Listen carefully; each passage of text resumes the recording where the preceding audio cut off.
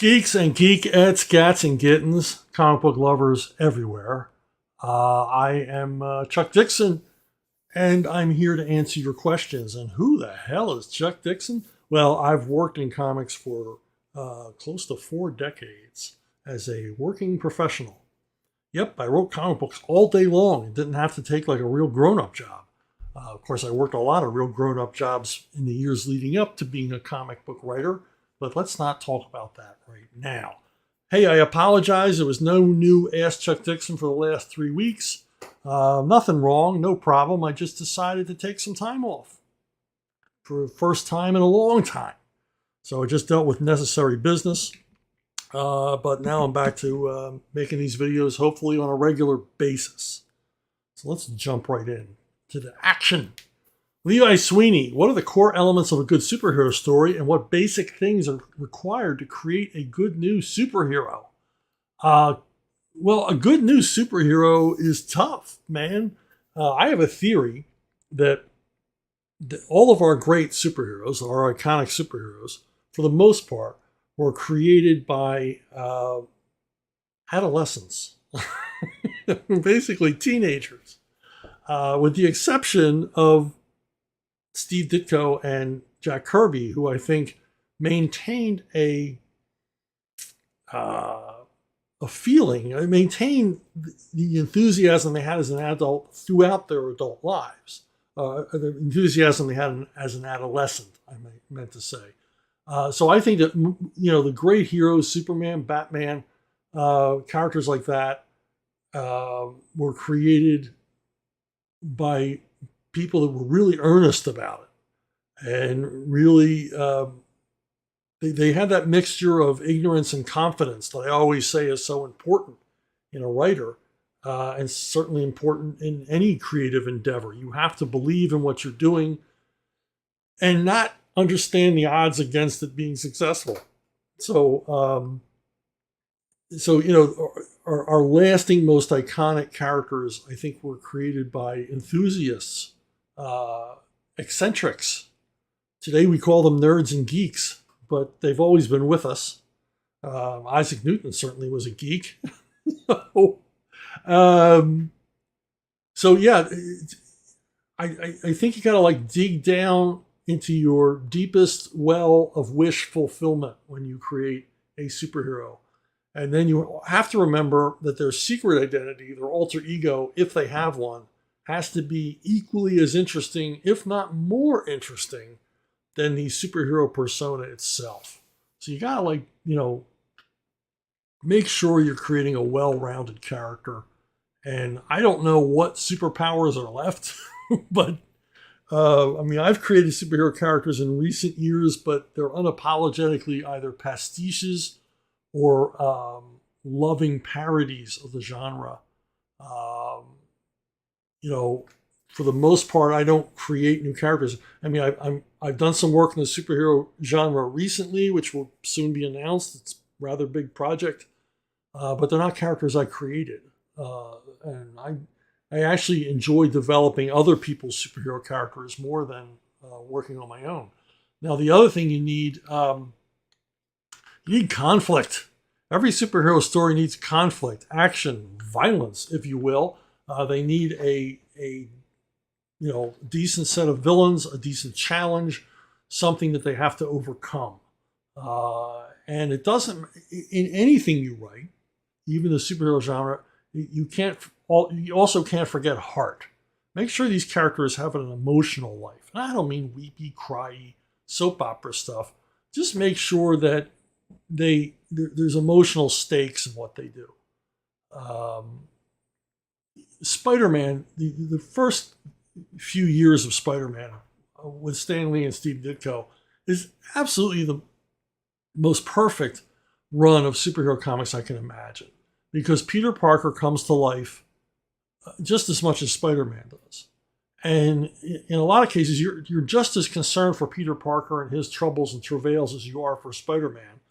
And also this idea that this kid is imbued with these amazing powers, but his private life is still a mess. And it's a mess in an organic, natural, relatable way. There's no contrivance here. He has an aunt who is ill. He's picked upon at school. He's attracted to a girl that he knows he can never get. All of these things. And I objected strongly when Ditko left, and Stan Lee sort of ironed out all those problems, made Peter Parker hip, and he got the girl and all. I thought that took some of the life out of the story. So yeah, you got to have heart, you got to have conflict, you got to have a well-rounded character, and superheroes go back to the dawn of history. Not to get too Joseph Campbell on you, but Samson, Hercules, characters like that. And it doesn't hurt to look at, those mythic characters, not for guidance on how to write your story or how to construct a character, but basically look at what they used to do in these stories that were told, these oral histories of these characters. And there was tragedy in their life. They were well-rounded. Hercules had a terribly tragic history beyond being, the strongest guy on the planet. So there's a lot to pay attention to, but for the most part, it's earnestness. And earnestness will solve a lot of your problems, because if you're earnest about the character and you believe in them yourselves, you're going to fill in all of the blanks that I talked about to make us care about the character. But, don't create a person who's like, shoots electric bolts out of their hands, and that's about as interesting as it gets. You need more than that.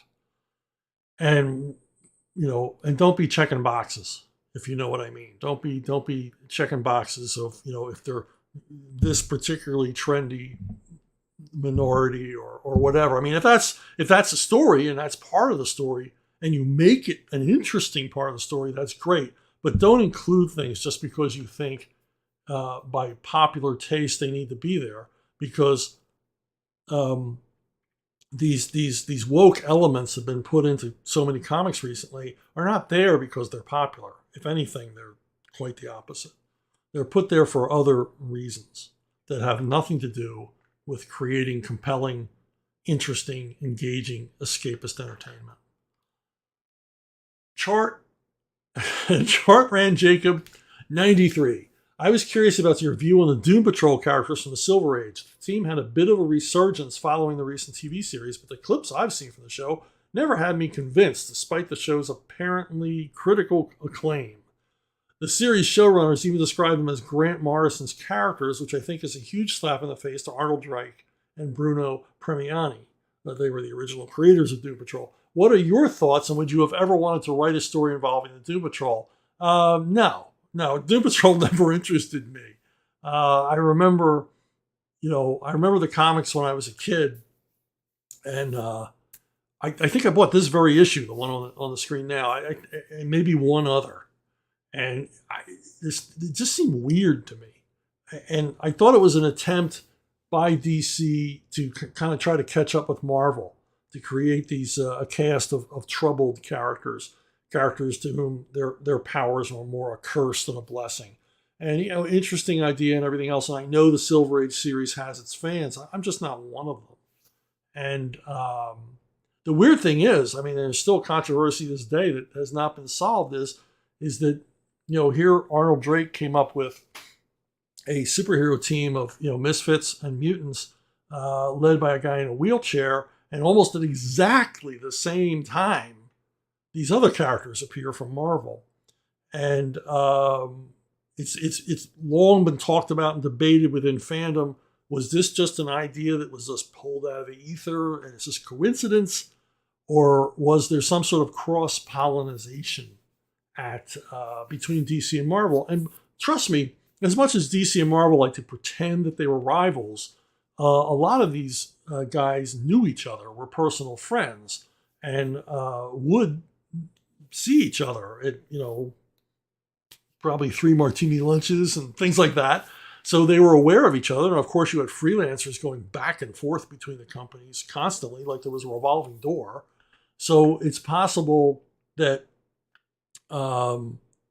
this was like a shared idea at some point, and then, became a reality at both companies at the same time, or just some sort of cosmic coincidence.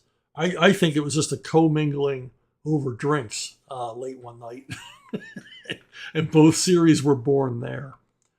Now, a Doom Patrol thing I did read and like, I liked John Byrne's run.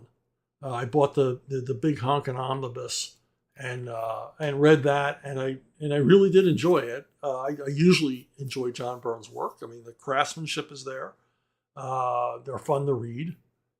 He's good at sketching in the characters quickly, and I thought it was in keeping with the original flavor of the Doom Patrol. Now, Grant Morrison's run I did not read. I thought the art was ugly, and I'm just not the biggest Grant Morrison fan in the world. I know he has an enormous following, and God bless you if you like Grant Morrison's work.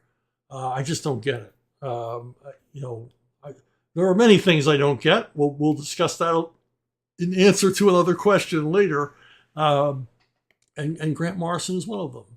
And I'm not talking out of school. Well, first of all, I'm talking to all of you.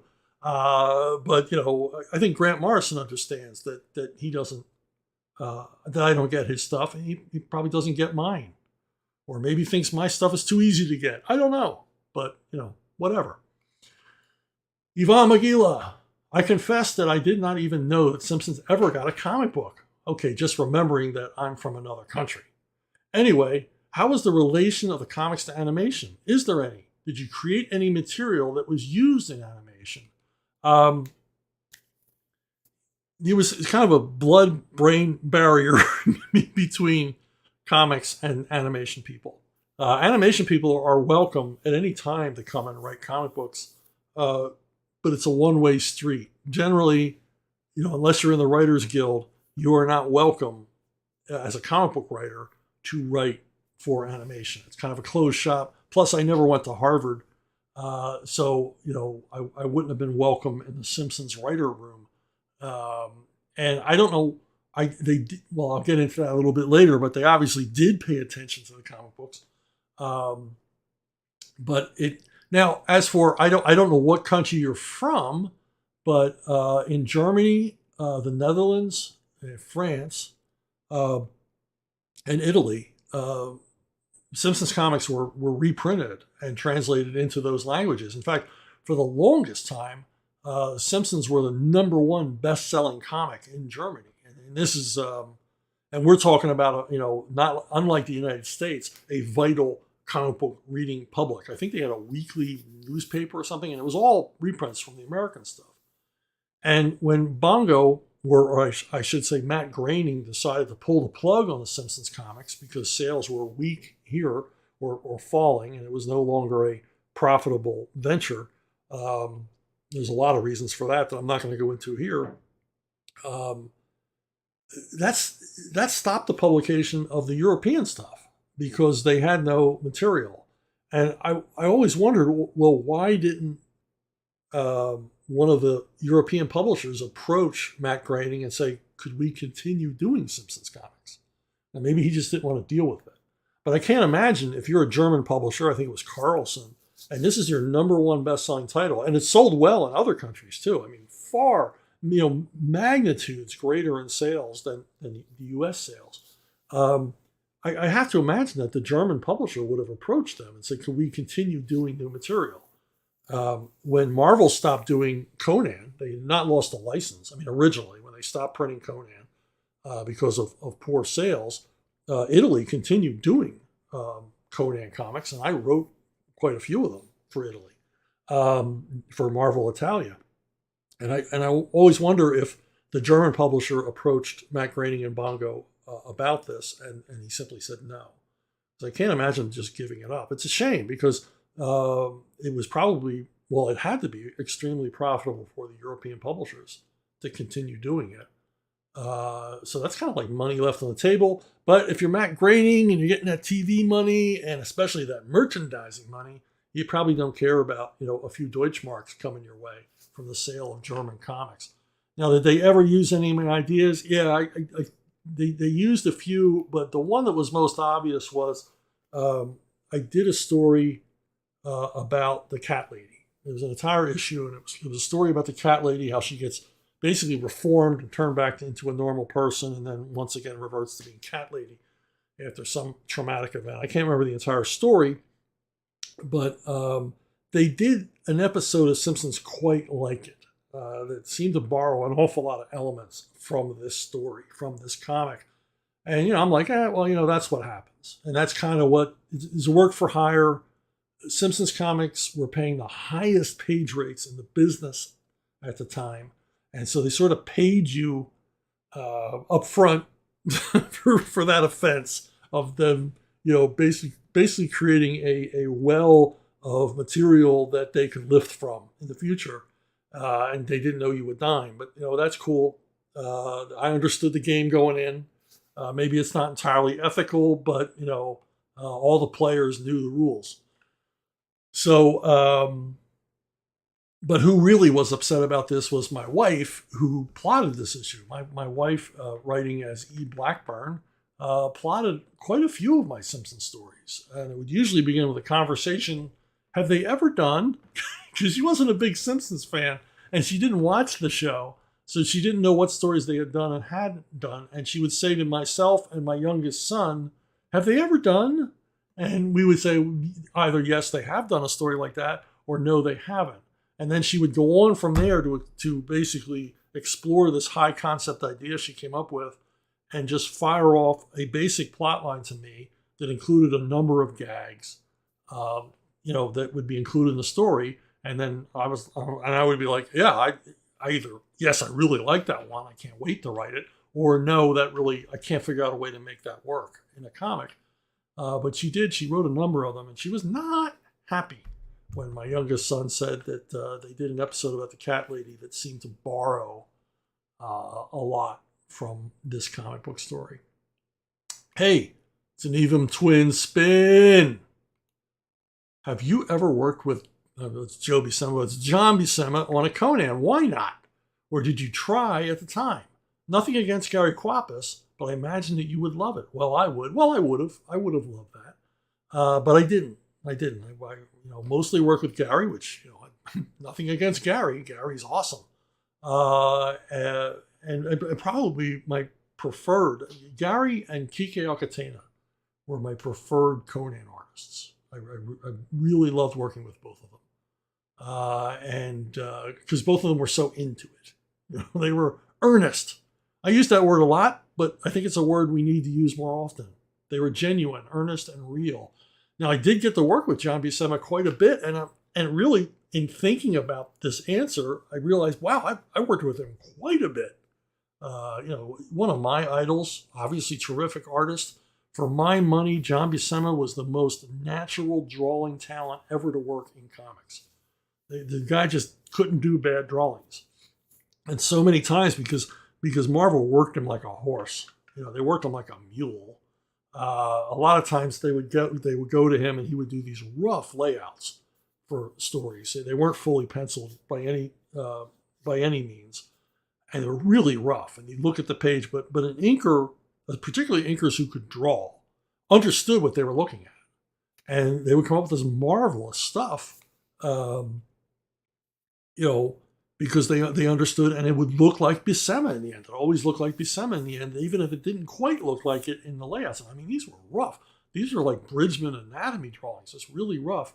But these artists, and as I say, these artist inkers that could draw, not simply ink, particularly the Filipino artists, could work magic with these things. And here he's inking himself in a 5-issue arc on Warzone, Punisher Warzone. It was initially going to be a 3-issue arc, and John came in in the middle of the 3rd issue and said to Don Daly, could we extend the story a couple more issues? So I found a way. So if you ever read it, it's kind of got an act 1, 2, and 3, and then an act 4 and 5 that grow out of the first 3 acts, but if you're aware of it when you're reading it, you can kind of see, hey, this story was extended a little bit, beyond its original premise. But I was so flattered that he wanted to do more work with me. We also did Punisher, A Man Called Frank, and once again, John came into the offices looking for work, looking for interesting things. I mean, at this point, Buscema was at a point in his career where he could, he'd work on whatever he wanted. If it interested him, he'd work on it. And he said to Don Daly, do you have anything lying around? And Don says, well, I got this Punisher Western. And John's like, give it to me. Give it to me. And he did a fantastic job on that as well. We also did a Punisher annual together, featuring a brand new character called Spartan. A Punisher, like an armored version of the Punisher, a vigilante knockoff that never went anywhere. I think he's completely forgotten to this day. And then we did one other. Actually, my very first story with John Buscema was a Western story in Savage Tales. Once again, Buscema was in the offices. Hey, anything I would be interested in. Not that you have any work for me. Everyone would have work for John Buscema. They keep him busy, 8 days a week. But he was looking for things he wanted to draw. And he was talking to Larry, and Larry said, well, I have this 10-page Western script. And John's like, give it to me, because he liked Westerns. And, we liked the Westerns when John Buscema drew them, too. He could draw all that stuff, and horses, and outdoor stuff, and all the organic stuff in the landscapes, and just terrific at it. So, over my career, I got to work with Mr. Buscema a number of times, but sadly never on Conan. Ivan, you get a triple spin, my man. How do you write? I mean, how do you actually write? Recently, I read about Robert E. Howard's typewriter and its specific model and how he was capable of typing about 18 hours in a single day. Those pulp guys were monsters. They were brutes. I mean, they were the real deal. Agatha Christie said she only needed a good, stable table and any typewriter and a reasonably quiet place. Tolkien wrote most of his material by hand with some rewriting with pencils and a lot of side notes, all on the very same sheet of paper. And George Martin has that old MS-DOS computer with a very old document processor, which seems to me more a rich people's superstition, but what do I know? So how do you write, and how do you start writing? How did you start writing back in the 80s?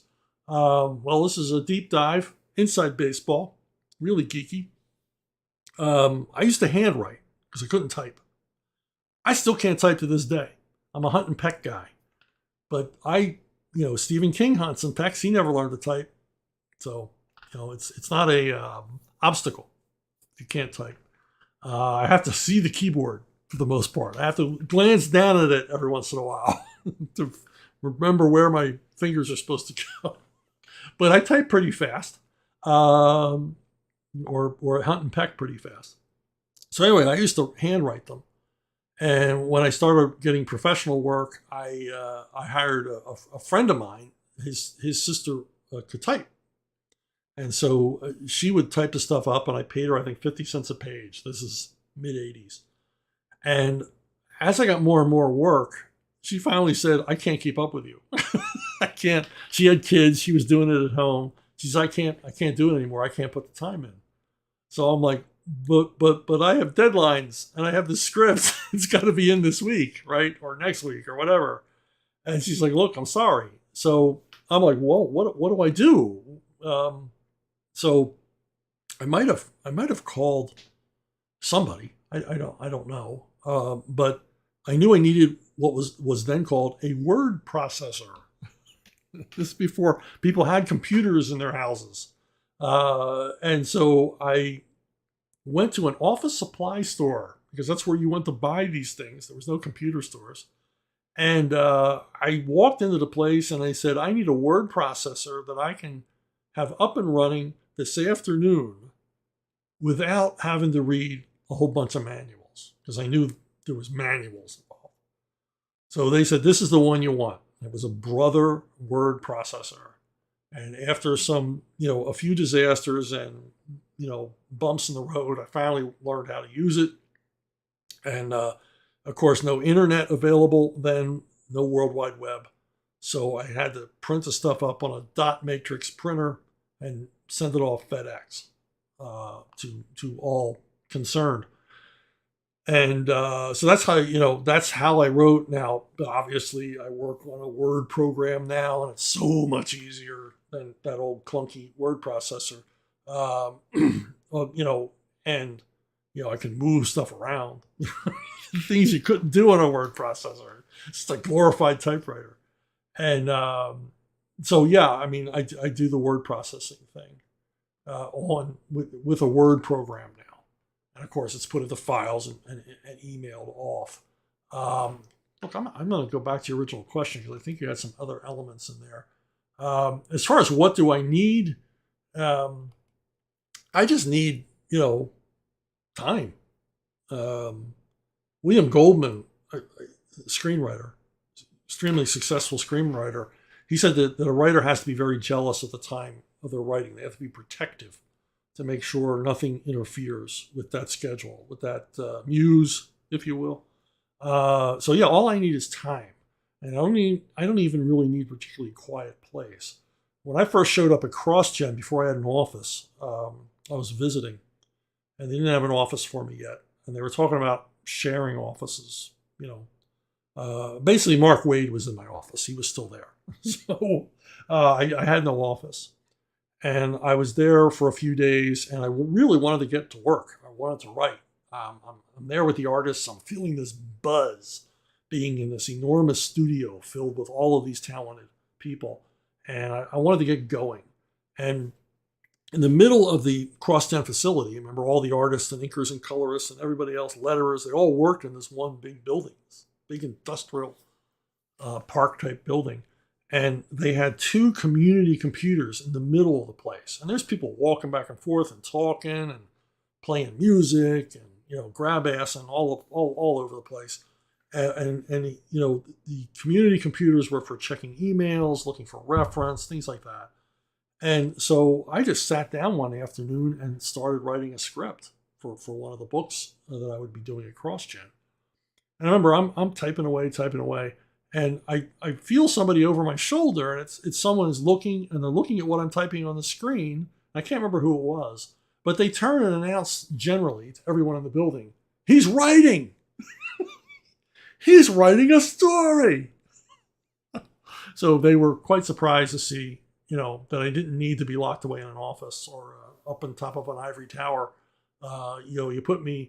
Give me a keyboard, put me in front of that screen, and everything around me fades to nothing as I immerse myself in whatever the hell it is I'm making up.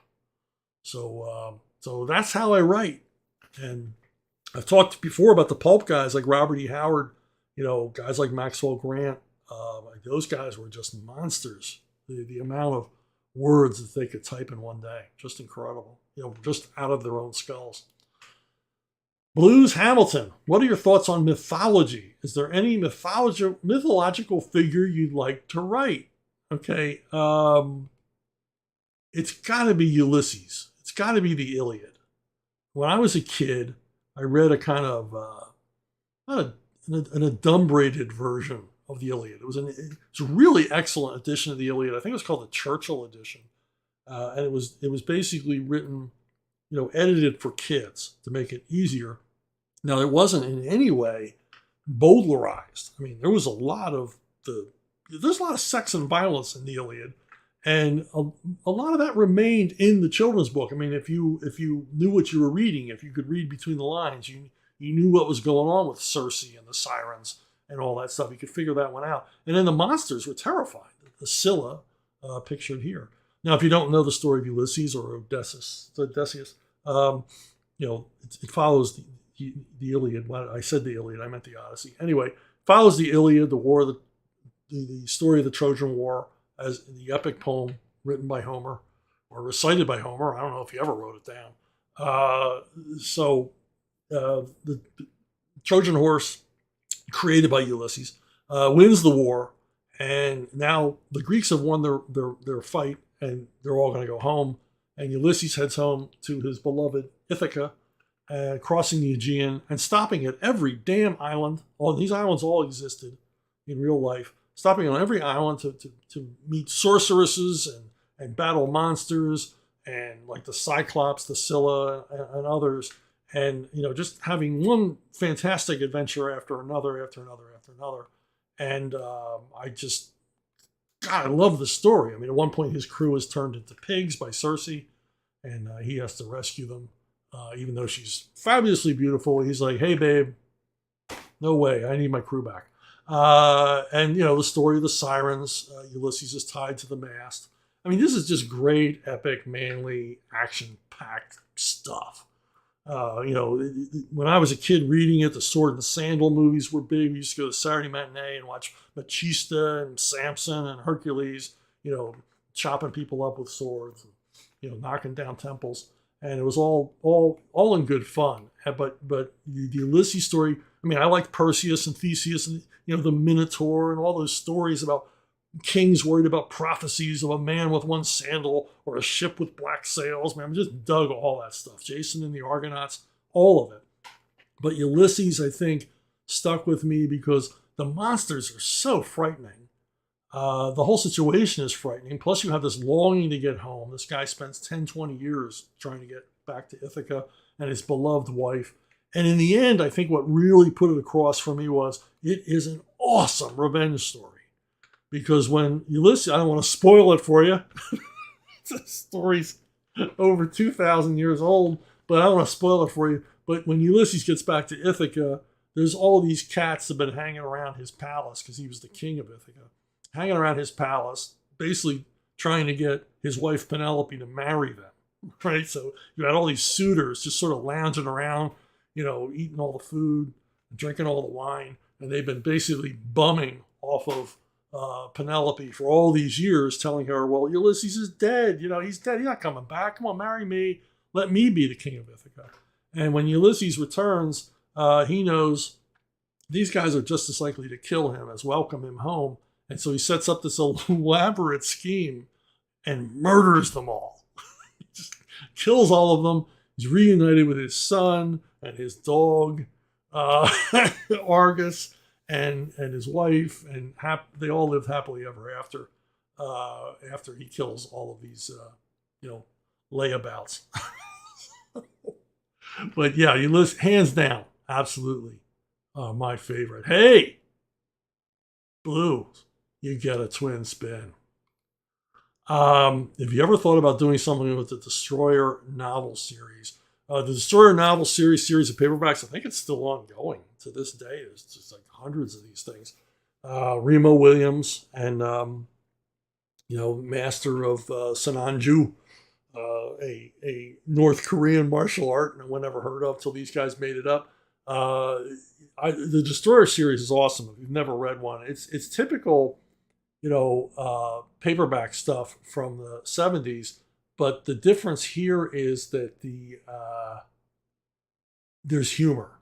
It's a full bore martial arts, you know, gunfight, action, pulp adventure kind of thing. But it's also somewhat of a parody of the same genre. At the same time, these guys had way too much fun writing these, and some are hysterically funny. They come up with these great villains, great scenarios, and as I said, there's hundreds of them. And they're really an enjoyable read. And the character relationships between Chiyun, Remo's mentor, and Sensei, and Remo are hysterically funny. Some of the great conversations they have. And Chiyun's a terrific character as well. You know, and there's stuff that I still remember from it. I remember that Remo, in order to investigate the Olympics, goes out for the Olympic track team, and he beats all the other runners wearing Italian loafers, chinos, and a polo shirt. He's not dressed like a track star, and he beats them all because he's a master of Shinanju. He's a master of whatever it is he puts his mind to, and he's just this amazing killer character. And there's a lot of parody. There's a lot of social commentary in it. It's just a really fun series. But I've never thought of writing any of it because it seems it takes a certain brand of guy to do that. And for my money, Mike Baron would be the guy to take on the Destroyer mantle. In fact, Mike Baron did write just an excellent and very funny Destroyer novel that he allowed me to read. I imagine it got published. I don't know. I don't have a copy of it. He sent me the original manuscript, or he emailed me a file to read. And the Destroyer so perfectly matches Mike's particular brand of humor and also his own knowledge of martial arts and things like that. And he had so much fun with it, as much fun as Warren Murphy and Richard Sapper and a whole raft of other people that have written these and done a uniformly excellent job on them. So yeah, it's not really, I love it, but I don't think I'm suited to write it. And especially after Mike did such an awesome job on his novel. Muttman, what comic series based on a toy line had the best writing, and what storyline should we read? Come on. I know Transformers fans, but come on. It's G.I. Joe. G.I. Joe, I always say G.I. Joe under Larry Hama was so much better crafted than it deserved to be. I mean, no toy line on Earth ever thought they were going to have a comic as cool and excellent and perfectly put together as G.I. Joe. Earnestness comes in here. It was earnestly done by Mr. Hama, and it shows. And he made G.I. Joe cool. He really did. And, he just put everything. He put his heart and soul into this series, still does to this day. And there really isn't any other, nothing comes close. I mean, I mentioned Transformers, and yeah, there's been some great Transformers comics. But Joe takes the cake. And there's been a lot of really lousy toy tie-in comics. I mean, just phoned in, because that's the way you would do them. That's the way, you'd be handed to somebody, usually in-house. They didn't want to do it. They weren't really that interested in the franchise, but it was a paycheck. With Larry, it was never a paycheck. I mean, it was a paycheck, but it was never about the paycheck. I just think he really dug it. And that's why it was so popular. I mean, just from a success standpoint, G.I. Joe was the #1 best-selling title at Marvel for years, and rightfully so, because it was so perfectly crafted. As far as best story, I can't really remember. I mean, I've read them all, but I can't really remember. I remember scenes. I remember terrific scenes within the series. But generally, Larry didn't do runs. Most of his stories were, standalones, or in some way tangentially carried on one issue to another. But I don't recall any arcs. But his initial run, particularly when guys like Rod Wiggum came on, and G.I. Joe Special Missions. G.I. Joe Special Missions with Herb Trimpe drawing them is that's good stuff. I really would start there, because you learn a lot more about the individual characters. And Special Missions wasn't tied into the release of the toy line as closely as the monthly title was.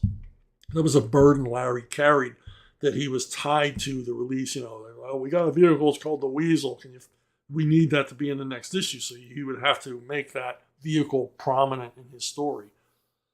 And, did an awesome job doing that. Under those constraints, he did amazing work. But Special Missions, he's freed up a bit more, quite a bit more. And Herb Trimpe's into it. Little side note, Herb Trimpe drew Special Missions for, I believe, a year. And he was getting a little tired of doing the reference and all the rest of the stuff. Wanted to move on to something else. Maybe it wasn't a year. It was like 6 months into the run. And then they said, well, yeah, we'll replace you or whatever. And then within the next few days, his royalty check from Special Missions #1 came in the mail. And he called back and says, I've changed my mind. I want to stay on this book a while longer. So good for you, Herb. Oh, it's a Mutt twin spin. And this is not Mutt, but this is his dog. He didn't want to appear in the twin spin. So he sent me a picture of his dog, which is, I think, some sort of poodle or poodle mix, but looks like a standard. Looks like a big old dog, big old hunting dog. Very cool. French hunting dog, but still a hunting dog. Oh, what's the best Christmas themed comic story? I believe you're saying that I've ever read. Hands down, the one I remember most is Big Christmas. It's Ant-Man's Big Christmas, and it's by Bob Gale, the writer of Back to the Future, the Back to the Future movies, with art by Phil Winslade. And it's a really, really fun Christmas story, free of sentimental schmaltz. It has heart. It has heart, but it's not overly sentimental, because I think that all of the greatest Christmas stories are free of sentiment, except Christmas Carol. Christmas Carol is not free of sentiment, but it sort of set the template for all the rest. But this is a really cool story. Ant-Man and the Wasps go and they save a little boy's Christmas. And Bob Gale, it's one of his earliest forays into comics. He's one of the guys from outside of comics, and a very successful screenwriter. A few guys from outside comics who got the medium, who understood how to write a comic book story and do a really good job. I've never read a bad Bob Gale comic book story. I mean, he really understands the language of comics. And of course, aiding him is Phil Winslade, one of my favorite artists, who I've spoken over in a recent video. And it's just a terrific little book. I think it's like 48 pages. Might be 64, I'm not sure. But it's just a one-off Christmas thing done under the Marvel Knights banner. And if you can find it, I've probably just driven up the eBay price 5 times by mentioning it. But there you go. J. Haley Tang. You mentioned in one of your previous videos that it's good research for writers to read criticism, reviews of works they like to understand varying perspectives. Now, I know of some pretty good film and literary critics, reviewers, but for the life of me, I have never been able to find any good comic book reviewer critics. So I was wondering, could you recommend anybody? No. Because most of your comic book critics are, egghead hipsters who, maybe they're comic book wannabe creators or whatever reason, or they're comic book scholars or, English majors, even English professors. And they generally get everything wrong. They like the comics for all the wrong reasons. I've never read a decent criticism of comics except Robert Warshaw in the 50s wrote a book called The Immediate Experience. He didn't write a book. There's a collection of his essays called The Immediate Experience. And he wrote criticism of EC Comics in the 50s. And it's a rather detailed criticism. He wanted to see what his son was reading. And he, basically trashed the comic book medium. He was no comic book fan. But he writes a very wonderful, insightful examination, because he said that of all the comics that his kid read, the EC comics were of the highest quality, both art-wise and literary. And he was still troubled that his son was reading them. But he goes through a very insightful examination of the EC comics. As a total comic book outsider, it's fascinating to read. And I learned a lot from it because he is from outside. And that's really the problem, because when outside agencies like Entertainment Weekly or Rolling Stone or something like that, when they review a comic book, or usually a graphic novel, it's from some sort of highfalutin intellectual aspect. It's a graphic novel that deals with something political or something controversial, or is generally seen as being highly intellectual in some way, artsy. And they'll review them. And those reviews are like, you're not going to learn anything from those reviews, because these are, once again, are comic book outsiders who really don't understand how the medium works, have no real appreciation for it, except whatever the subject matter of the graphic novel is interests them. And they write from that aspect, but there's no... And then you have things like the publications like the Comics Journal, egghead intellectuals. If you ever want a good laugh, and it's sort of a sad laugh, Fantagraphics, who publish Comics Journal, they're doing a terrific series of hardbound Donald Duck and Uncle Scrooge books. They're collecting all of Carl Barks' stuff, and these beautiful hardcover editions. The art is all restored and everything else. And thank you for that, Fantagraphics. So it's a service to humanity and comic fans everywhere. But in the back, they have the stories, analysis of each story by a bunch of, academic types. And they invariably get everything wrong. They miss everything that made the story great. They go into all this like hidden symbolism that nobody saw but them. They go into all kinds of like minutia about the story and totally miss what Barks was doing. I mean, from a standpoint of timing, pacing, characterization, setting up gags, resolution of gags. I mean, all stuff that Barks was an absolute genius at. It seems to be, it seems to elude them. So it's like pointless, other than to laugh at them, get a little chuckle. It's pointless to read them because you're not going to learn anything, and you should learn something from criticism. So no, there's no really any comic book critic I can turn to. And I look at the websites and stuff, and I see reviews that are just, they're not helpful. They're not helpful. I mean, when you read a good movie review or a good book review, it's basically taking the material apart and examining it, why it works, why it doesn't. Nobody really writes like that for comics. If there are people that write like that for comics, about comics, let me know, because I'm unaware of them. I mean, there's probably, 6 great websites where people tear comics apart and let us see the mechanics and explain things and all the rest, but I'm not aware of them. And I think it would take a comic book professional to really write good comic book criticism. But as I will discuss later, most of us are loath to do that. We're loath to criticize a fellow creator's work. Now, you'll see me here praising people like Jack Cole and Carl Barks and John Stanley, but, I'm not really criticizing them as much as examining work that I already know I like. You're not going to see me on here telling you this comic sucks for these reasons, even though there's a lot of them out there that suck. I mean, and let's face it, from the beginning, from the dawn of comic books history, there's been sucky comics, but I'm not going to get into, that kind of mean-spirited nonsense. If I did, I'd probably have more viewers, but I don't want to go there. I want you to leave this, damn it, I want you to leave this little broadcast here feeling good. So I'm not going to get in the mud. Hey, Mr. Tang, you got a twin spin. I've rarely ever heard you, here we go. I've rarely ever heard you say anything terribly malicious about any other comic industry people. Not terrible. I've never said anything malicious, but based on a couple of, I've never said anything even tepidly malicious. Okay, but based on a couple of things you've said, I got a feeling you're not extremely fond of Sam Keith. I know he drew a couple of covers for Detective Comics when you were writing it, so I was wondering if you two butted heads at any point, or it's just a stylistic difference of opinion. Oh man, you're bad. You're bad, Tag. You're a bad man. You're trying to stir stuff up. You're kicking the hornet's nest. I will not be baited. Because who wants that? Who wants to see that fight? Like the man said, you don't get in an argument with someone who buys ink by the gallon.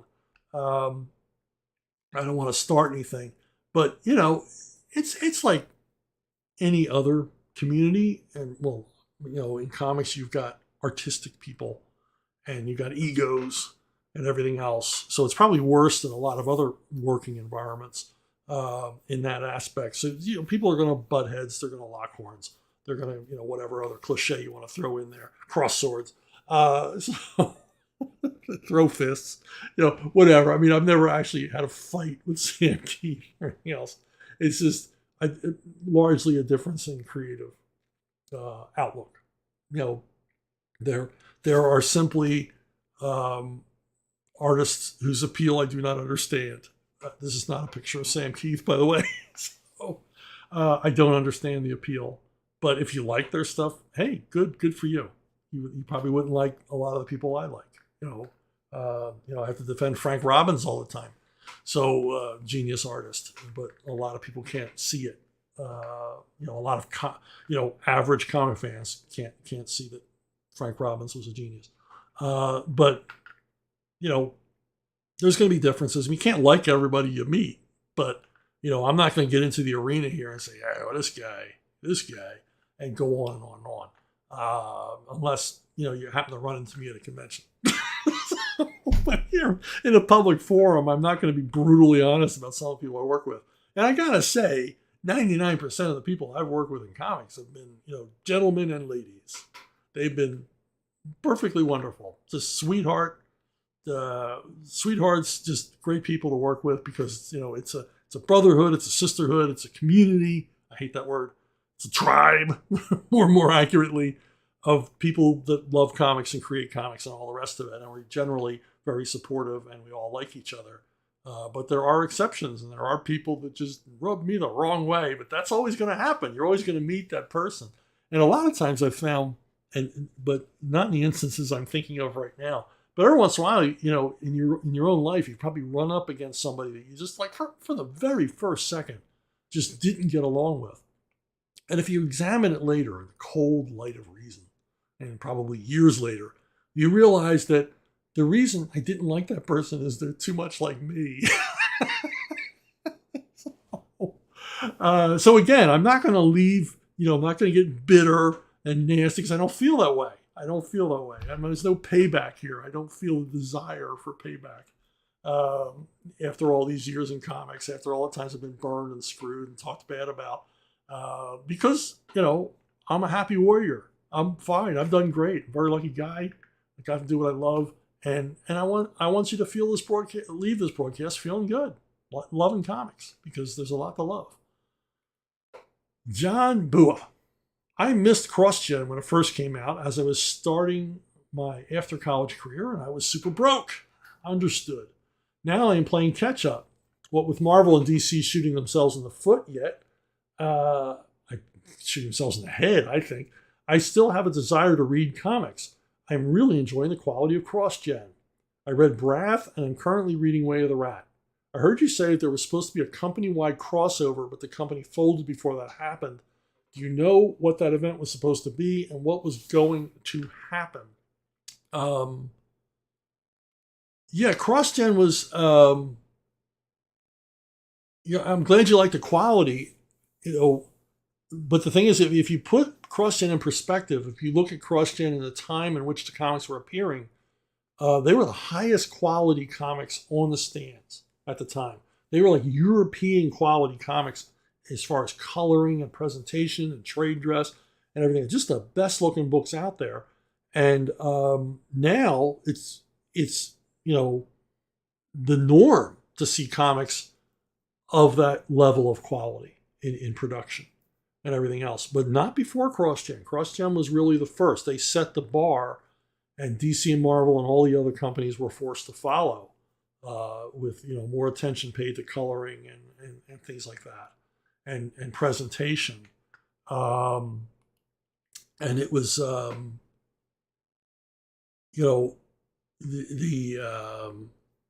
kind of lost, there was an element of your question. Oh, the company-wide crossover. Well, anyway, I'll get to that. I'm glad you're enjoying Way of the Rat and Brath as well.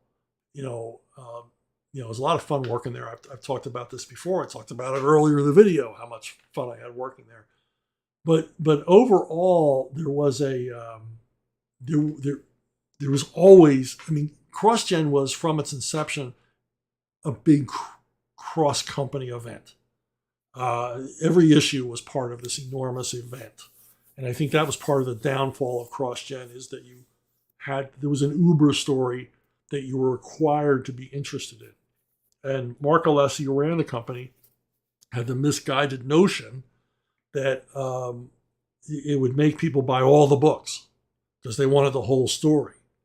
But as usual with the comic book publisher, readers chose titles they liked, titles they didn't, and they followed those titles.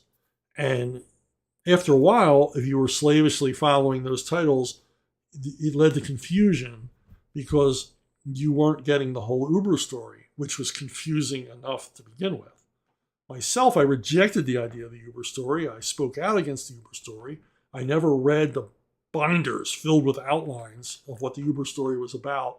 I wrote just enough, with the help of the other writers, just enough Uber story material included in Way of the Rat and Brath and Sigil and Crux to make Mark happy. But we saw failing sales as some of the titles were just dragging the line down. They should have been canceled and replaced with something else, but Mark wouldn't allow it because those initial titles, like The First, and there was some title with a sorceress, the sales were cratering on them, but Mark wouldn't allow us to cancel them and replace them because they were such an important part of the Uber story. So it was really cart before the horse kind of thinking. And as I said, for the most part, I didn't participate. In fact, to the point where when I created the book El Cazador, it had nothing to do with the Uber story. It was set on Earth, unlike all of the other comics that were set on planets like Earth. Another element that made no sense to me. It was confusing. To have a book like Ruse, which is obviously set in Victorian London, but it's not London, and it's not on Earth, it's not England. You can't make references to the Union Jack. You had to come up with these amalgams, this made up stuff, these avatars for places and events and people. And it's just to a novice or a newbie reader coming in, it must have been extremely confusing. Is this London? No, it's like it was like Arcadia. I mean, why are the place names the same? It made it difficult to write this stuff. Now, as far as the event,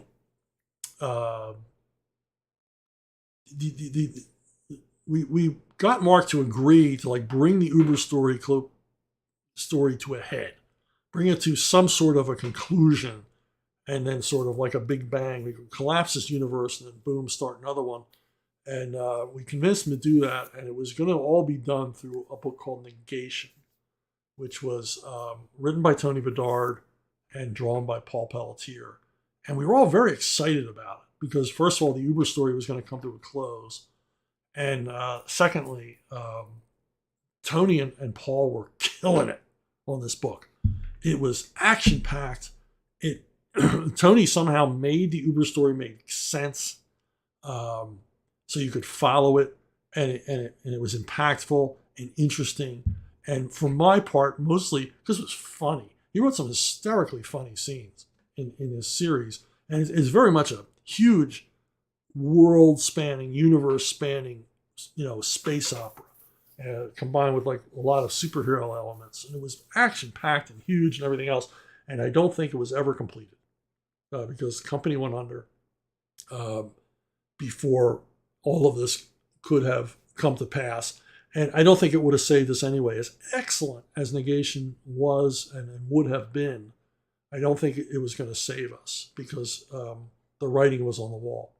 And people had basically stopped, except for a few titles like El Cazador and Sojourn, had stopped buying CrossGen.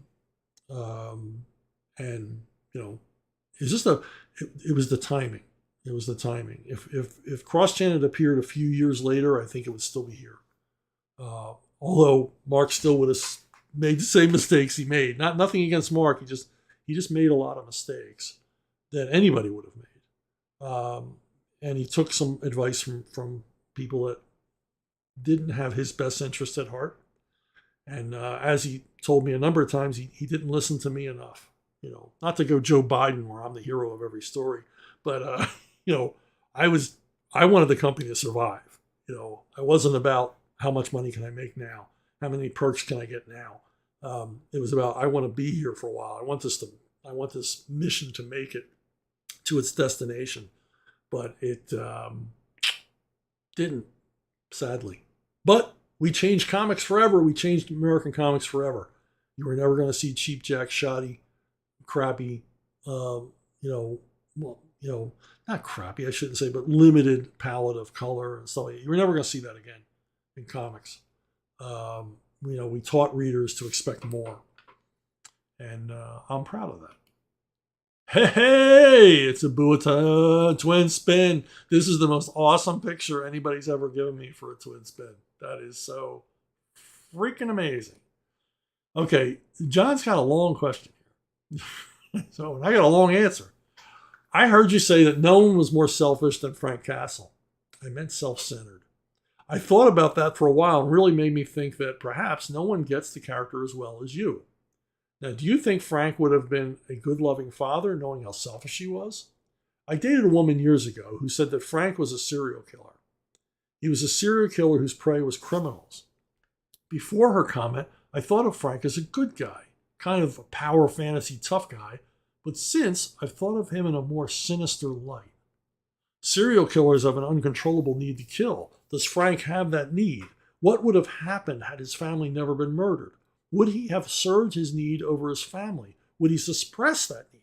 I'm of the opinion that he would have turned villain had his family lived. He would be an adequate father, providing what they needed as a father, but lacking the loving and warmth of a dad. Well, part of what you say I agree with, part of it I don't. Frank was not a serial killer, is not a serial killer.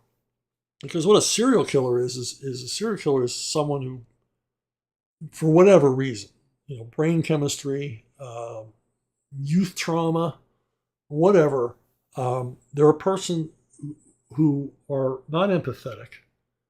They don't care about the feelings of others. They only care about their own feelings. Most importantly, they live in a fantasy world. And most serial killers are trying to make that fantasy come to life. The recent Idaho killings is a perfect example. This guy got a master's degree in criminology because I think he planned on being a serial killer. That's how obsessed he was. And this was his first foray. And even though he had a master's degree in criminology, he made every mistake in the book, even though he interviewed, apparently, hundreds of criminals, asking them how they succeeded, how they failed. He was basically trying to research how to commit the perfect crime. And from every outside thing, it would have been perfect. I'm going on a little bit of a tangent here, but it is topical. He was a stranger to his victims. He had no connection to them and everything else. But he didn't. He made a lot of bonehead mistakes that were 21st century mistakes, things with his phone and things like that, that led to his capture and hopefully eventually conviction and execution, if I had my way. And it is Idaho. I think they might still hang there. Anyway, so back to the Punisher. Punisher had no fantasies about killing people. A lot of times he's killing people remotely. He's not there. As I made clear in my Warzone run, he does not torture people. He might make them think they're being tortured, but he's not torturing them because the Punisher is not a sadist. He's not in this for the fun. He is a soldier. And I think the template for Punisher was originally, the crazy Vietnam War vet. It became a cliche in the 70s. A cliche not founded in fact. We didn't have a lot of crazy Vietnam War vets running around the country shooting everything up. That didn't happen. A lot of what we know, what we quote unquote know about the Vietnam War today is false if you do any kind of research. It's the most misunderstood conflict that the United States has ever been in. But Frank Castle, nonetheless, is a result of this fictional trope of the gun crazy, trigger happy Vietnam vet, going off having a war on crime. And of course, these all grew out of Punishers, very much inspired by the paperback novels of the 70s. Vietnam vet vigilantes, taking it to the streets. But in a larger sense, it's based on any veteran of any war. You come back. I grew up in my neighborhood. All the dads were World War II vets, all of them, and a lot of them were combat vets, and they'd seen wicked stuff. Now, these were men who were trained to be killers, and even if they hadn't killed anybody in combat, they were trained to be killers under harsh conditions. And even if they didn't kill anybody themselves in combat, they saw some horrible stuff in the Pacific, in Europe. They saw stuff that, these are young men, average age, average age of a World War II vet is like 24, 25. So you got a lot of 18, 19-year-olds, fresh out of high school, and they're seeing horrific things. Which you're going to do in any war, but in World War II particularly, there's some really ugly stuff going on. These guys saw, and it has to scar you. And I know from my own dad, who was a bombardier B-17s in World War II, obviously responsible for a lot of deaths. Saw horrible things happen in the air to people that were friends of his.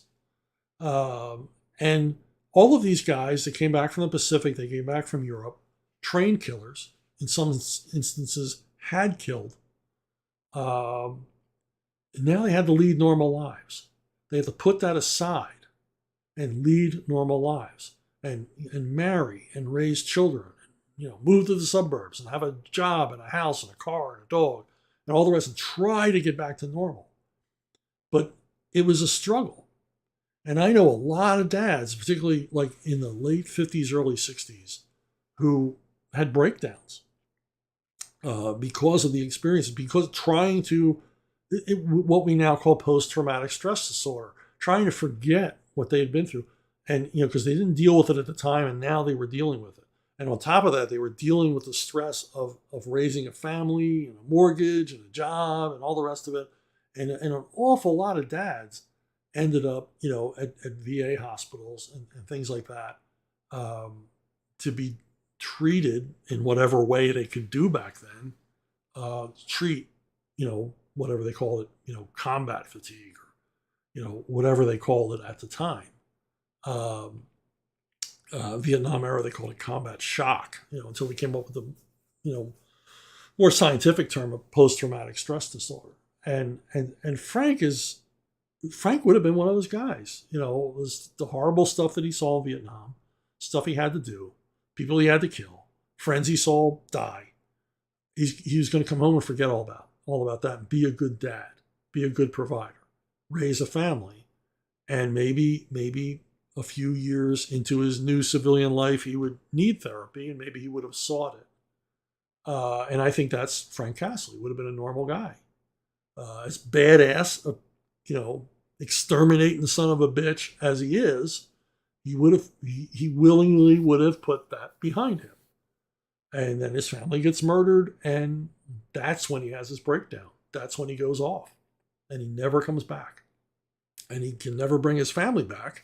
And some people say that Frank has a death wish. I don't believe that, because if he dies, then there's a whole lot of people he didn't get to kill who he thinks deserves it. I mean, he wants to send as many bad guys to hell before him as he can.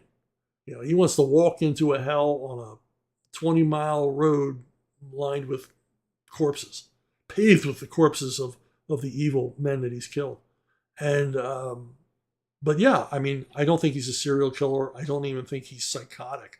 I think he's broken and has no interest in repairing himself. He is focused on one thing and one thing only, and that is killing criminals of the type that killed his family, ultimately to spare other families that pain. So I think he's still a hero.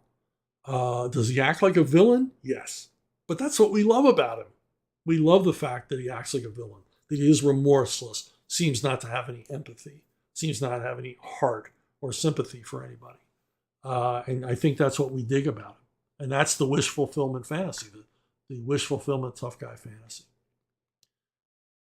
If you want to reach me, if you want to ask me questions like these folks did, these were great questions this week, great questions every week. You people are awesome.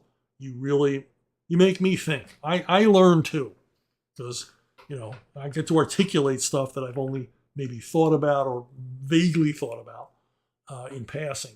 And I really got to delve deep into the memories to answer these questions. But anyway, if you have a question, suggestion, picture of your dog, picture of your cat, whatever, send it to brunobookstore@gmail.com, brunobookstore@gmail.com. Get you on my mailing list so I can let you know I got some exciting stuff coming up that you're going to want to know about. It's the most direct way to reach me. And, I will most likely, find your question there and put it up here. And while I got you, are you reading My Sister Suprema? It's at ArcTunes. I'll have the link below. My Sister Suprema by me and Anthony Gonzalez Clark. It is a superhero parody. A young boy, Randy Diaz, he wants to be a superhero, and he performs an experiment he finds on a mysterious website.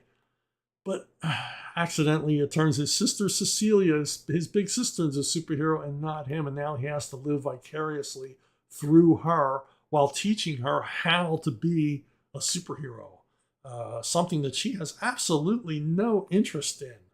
So if you're not reading it, you should. It's free. It's a lot of fun.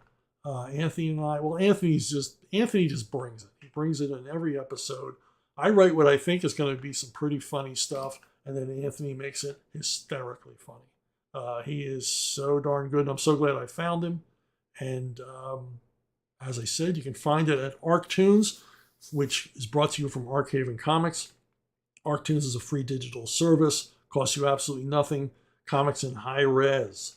And My Sister Supreme will be coming soon to Spin Rack, a new venture, a multimedia venture. And you'll be seeing My Sister Supreme in a whole new venue at Spin Rack. The comics remain at ArcTunes, but you'll soon see what exciting things we're going to do with My Sister Suprema and other intellectual property that I'm involved with at Spin Rack.